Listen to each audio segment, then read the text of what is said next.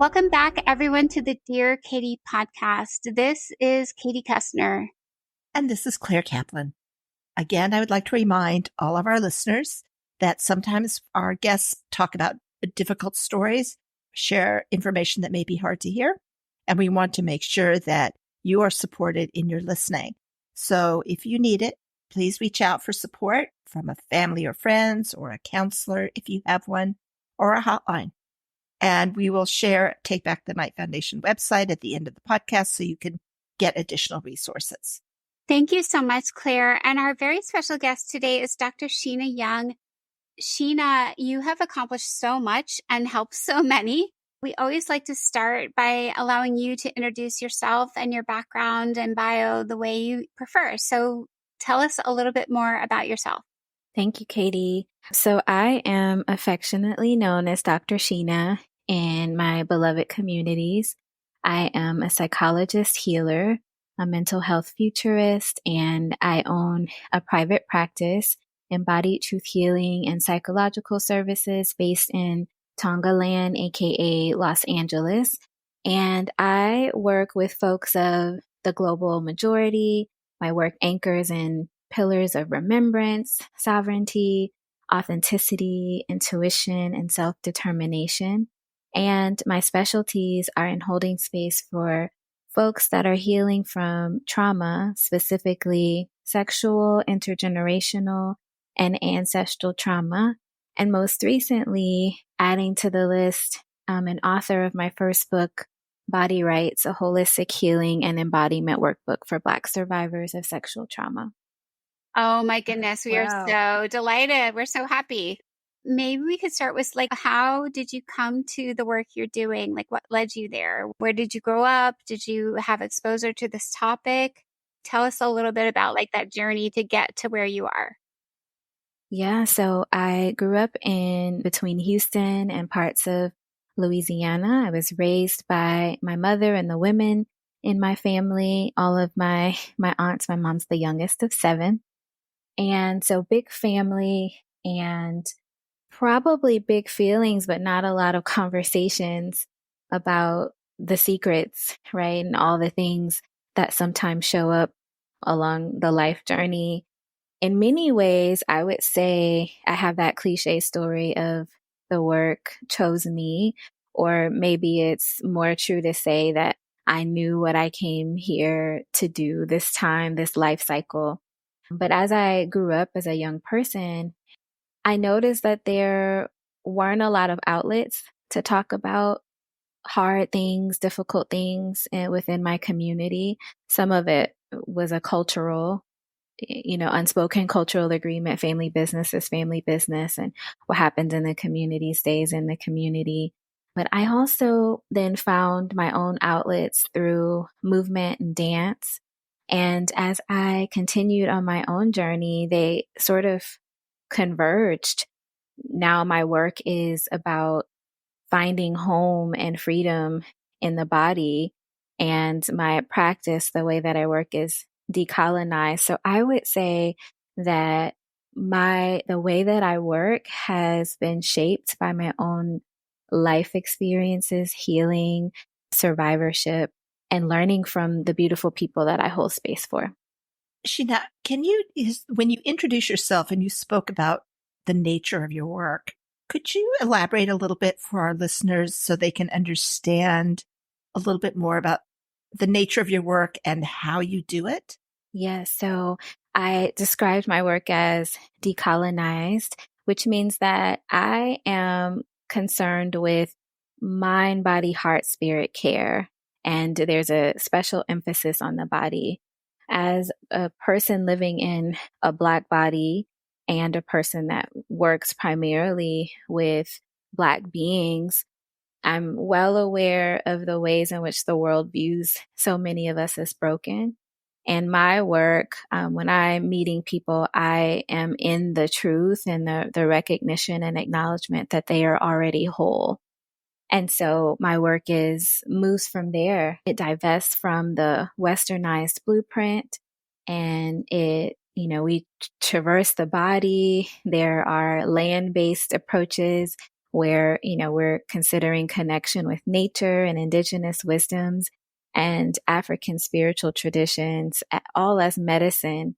And as a trauma-informed yoga teacher, ultimately, I am supporting survivors making choices that with their bodies that maybe are unfamiliar, or that muscle of making choice, power, and agency was robbed from them in the process of being sexually violated. And so through our work, they learn to make choices, gain confidence in making choices in relationship to themselves, and then they're able to bring that out into the world. Shena, I'm curious as I listen, even for our listeners of color who are specifically Black, what about those who are listening who say, like, I'm not really sure about traditions and my own cultural past? Because you reference them, and sometimes, children grow up not even knowing anything except the skin they're in, and not how it came to be that they're living in a particular place, or they have a particular family structure, or there's a lot to be said for those who are coming to the simple statement is, I identify as this, but don't know the history and cultural connections and traditions that you reference. So how would you rejoin them, and how do you do that? Yeah, so I am them. I grew up in the South with not a lot of information about my ancestral lineage, and, points of origin on the continent. And it is such a huge source of grief and rage, and at times has really contributed to difficulty finding a sense of belonging. And so, I speak a lot about intuition in my work. Many of us have been conditioned, especially as survivors, and especially at the intersection of being folks of color, to externalize our intuition or to abandon it, or we don't actually know what it sounds like or looks like or feels like in the body.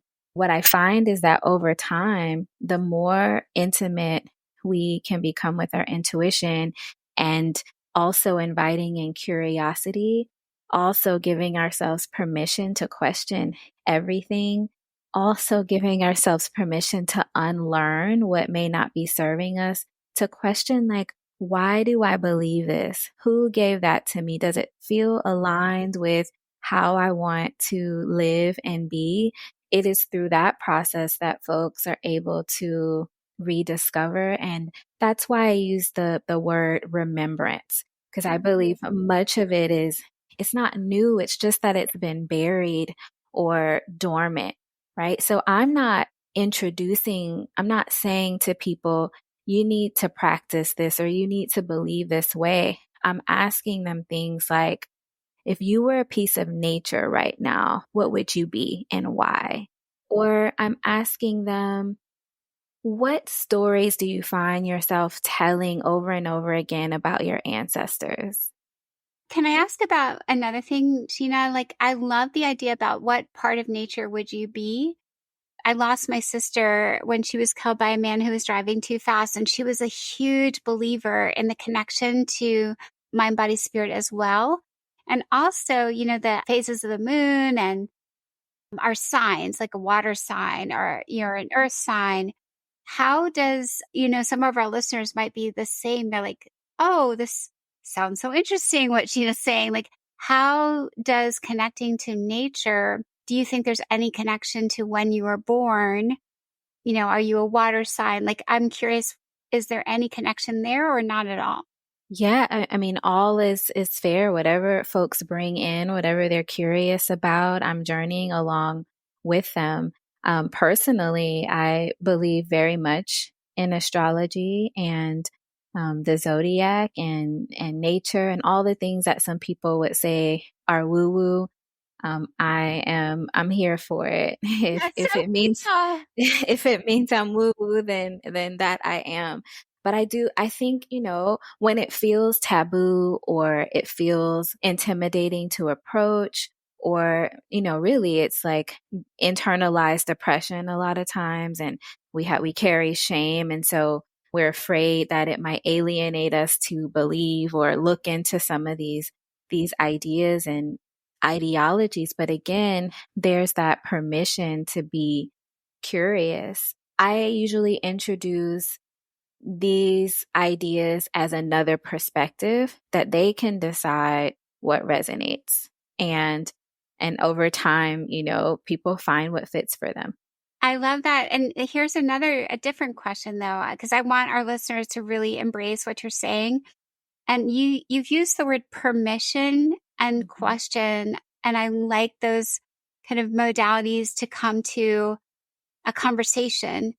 However, one barrier I'm thinking that might come up for some people is I'm afraid.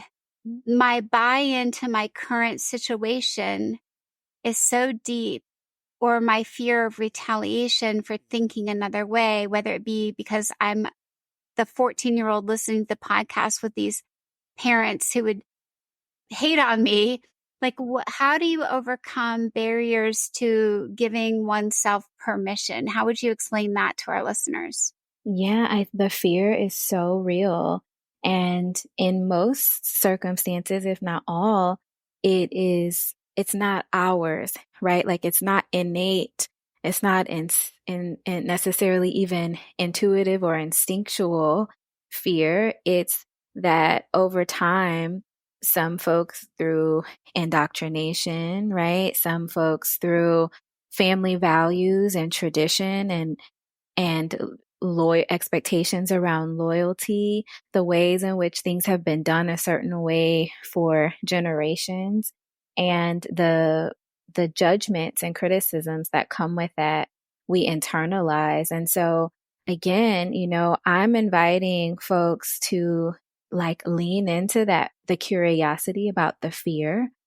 Is this fear mine, or did someone give it to me? Yeah, it's beautiful. It's so empowering, Shena. I love it. Let's talk about next maybe some of the epiphanies that you've helped people achieve. And, I'm sure epiphanies sounds like there's like you who fairy dusted them, but I'm sure it's sometimes a process. So can you talk about the process to come to this better place? Like, what does that look like? Is it a session? Is it a homework assignment? Is it a reading assignment? Talk about the process you help people experience.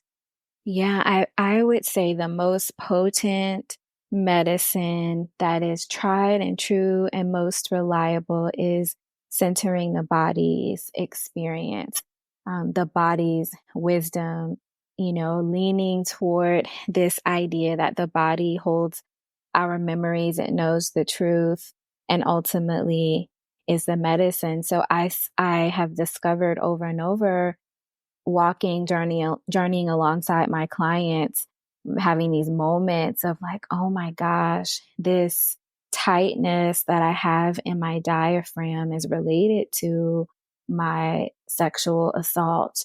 Or most recently, this is like real time things that are happening. I posted on my Instagram about how the speech center shuts down during sexual violation, or whenever potentially there's perceived threat and our fight or flight kicks in, how the speech center shuts down so that our bodies can mobilize toward escape or keeping ourselves safe.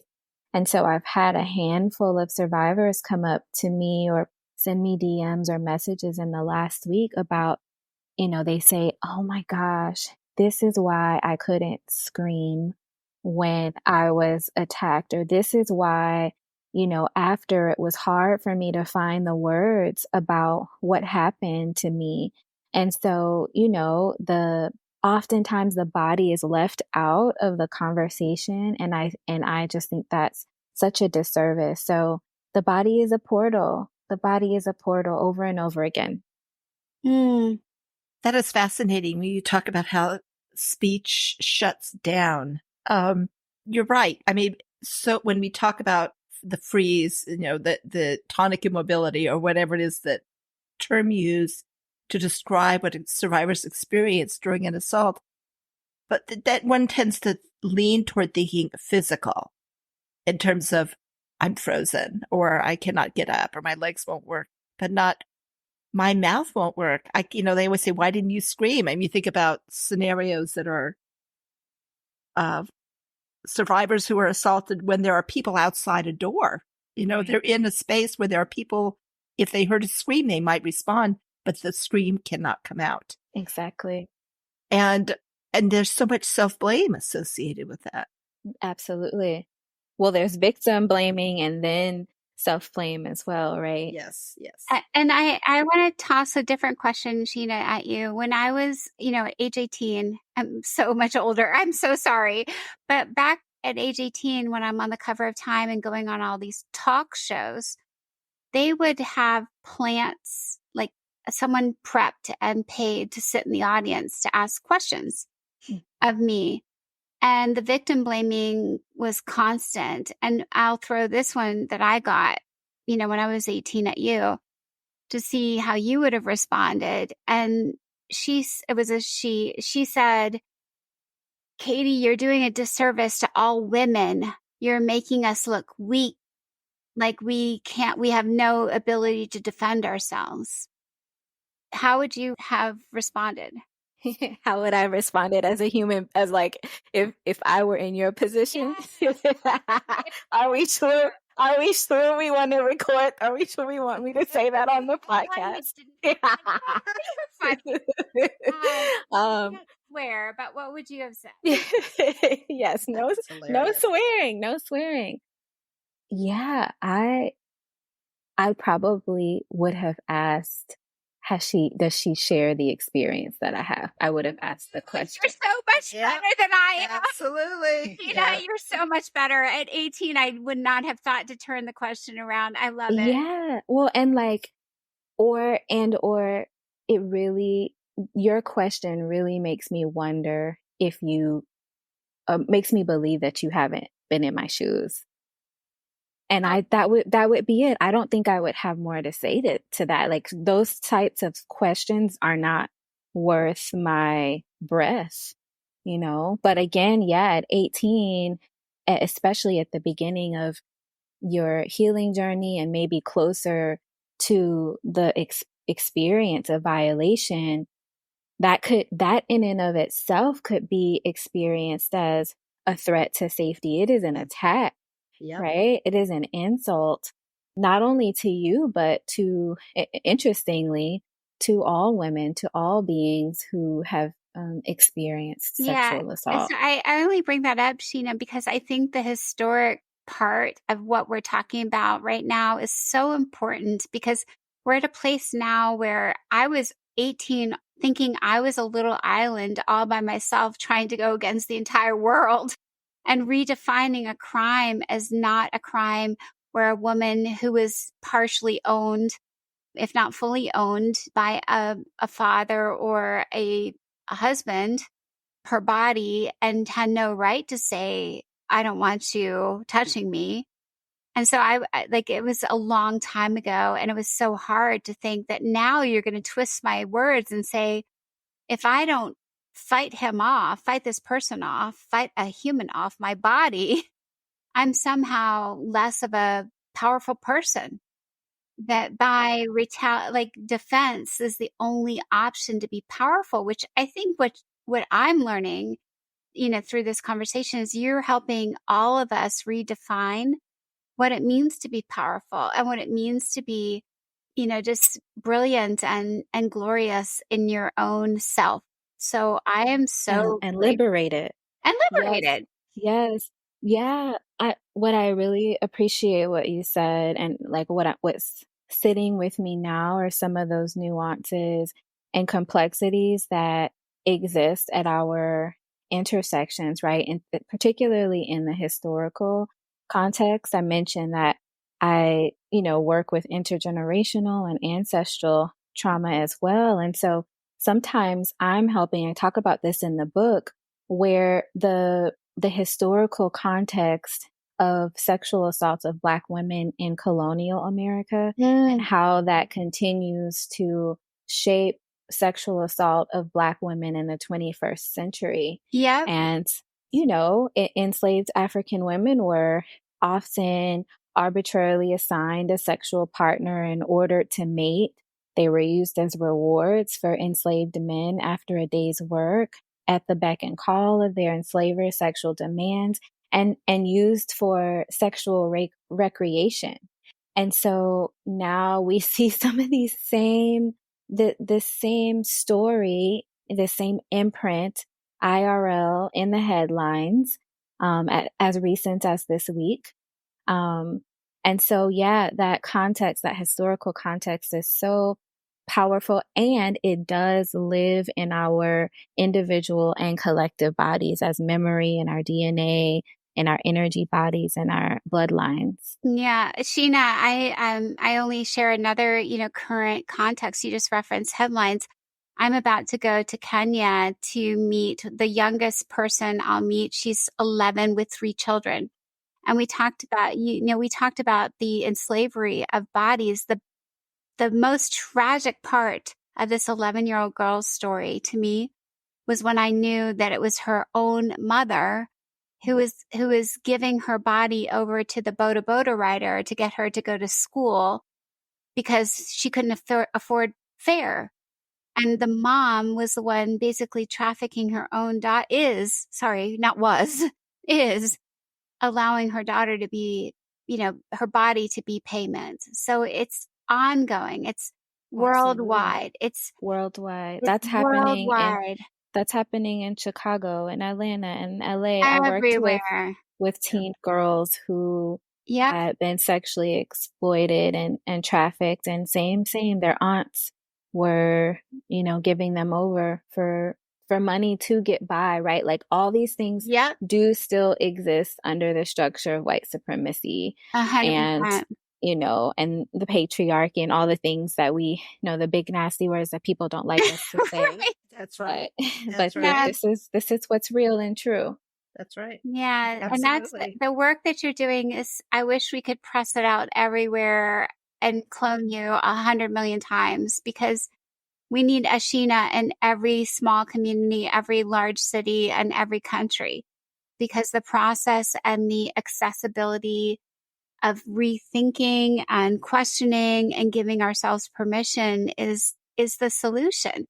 The solution is when we even start with that one different thought in our heads that is not, it's going against what we've been told and what we've been experiencing. And so I'm like delighted, because that was me on that like wrought iron handrail at age 18, thinking like, I'm questioning everything, and I'm going to give up as many privileges as I thought I had to not be silent. I had to choose to reject my parents', approval. I said, I don't want your approval if you're telling me it's my fault.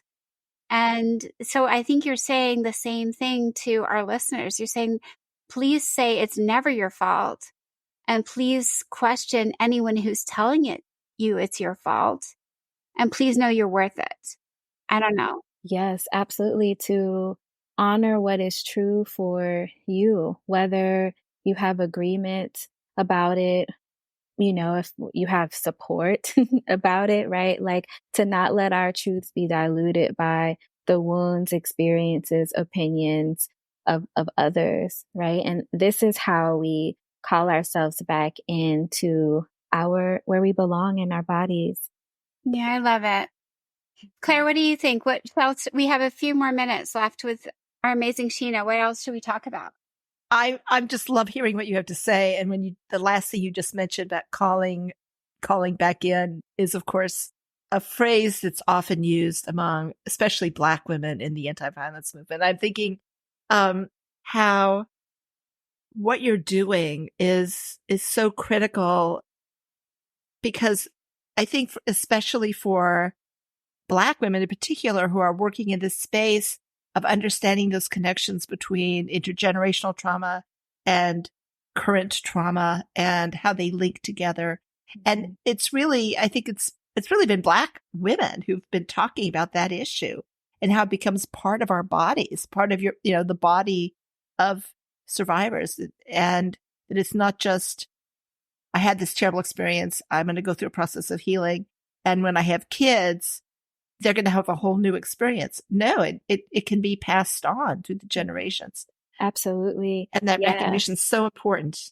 I believe that, for example, fibroids in the maternal line passed on generation and generation. I believe that that is a manifestation of sexual violation that can extend, back toward enslavement and maybe even beyond. If we think about what a fibroid is, it is an unwanted, invasive tumor in the body, right? And I was once working with someone who hadn't named a sexual trauma, but all of her grandmothers and mothers and aunties had experienced sexual trauma. And she would say to me, it's inevitable. It's inevitable that I will have fibroids. And that was such a huge source of fear. So that is a tangible example of, what you were speaking about, Claire. And I talk about some of that in Body Rights as well. Yeah, incredible. Well, I think for our listeners, Shena, we absolutely want to connect them with your book and your resources and your incredible, talented self. I mean, you started out, I feel like you could do almost anything to help survivors heal and thrive, especially our amazing Black survivors who have suffered additional racism and other traumas. So I am truly grateful. What else would you like to share with them before we conclude today?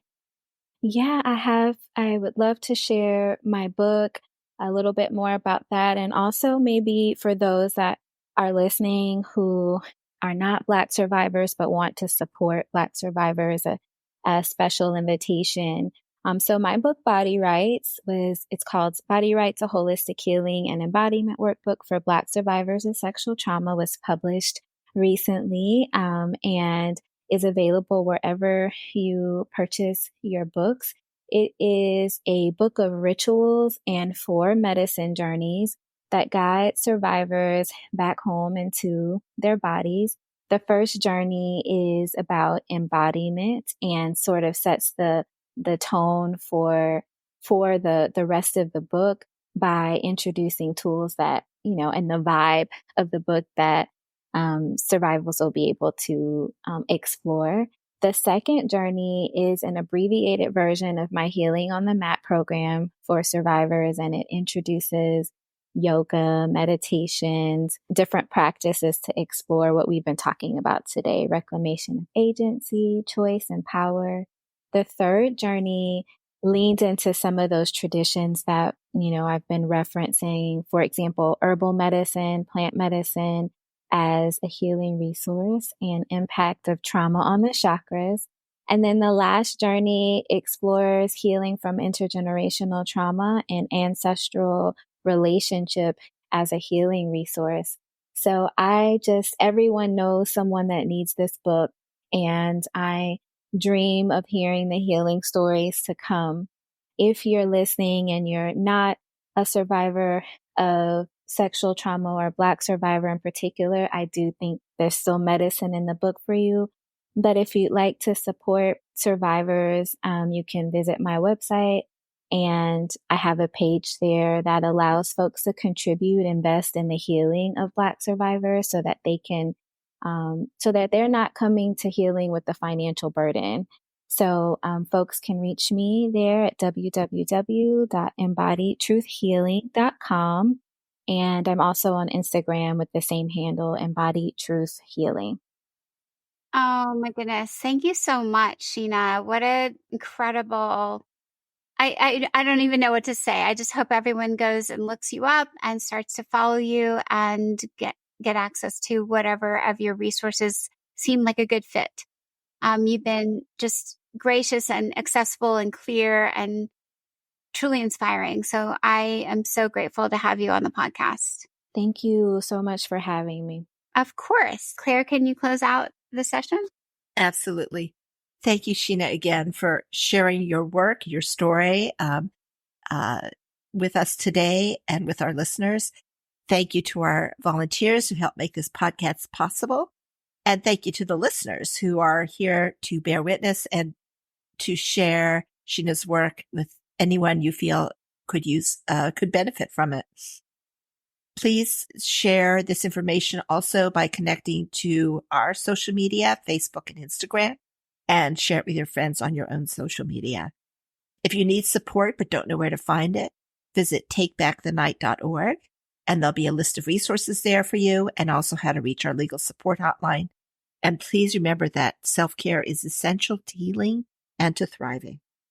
Thanks so much, Claire. And again, Shena, wonderful time with you. Well, again, you're a brilliant rainbow and well of information and inspiration. So for our listeners, continue to join us for the Dear Katie podcast. Every session provides you another part of a possible step in your healing journey. Together, we will shatter the silence and end the violence.